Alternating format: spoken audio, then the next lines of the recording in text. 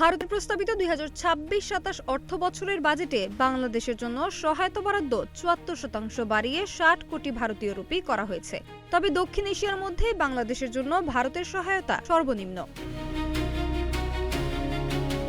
গত অর্থ বছরে বাংলাদেশকে 34 কোটি 48 লাখ রুপি দেওয়া হয়েছে। 2025-26 বাজেটে ভারতের পররাষ্ট্র মন্ত্রণালয় 120 কোটি রুপি অনুদান প্রস্তাব করলেও পরে তা কমিয়ে 34.5 কোটি করা হয়।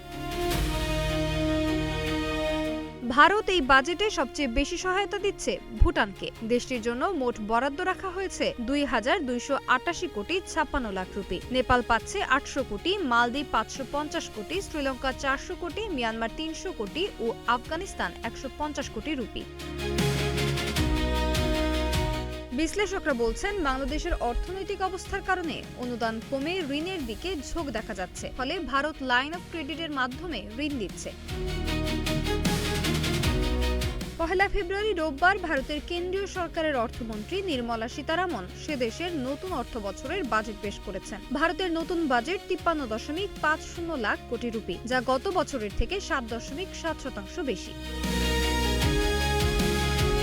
সোনালী সাহা, নাগরিক প্রতিদিন।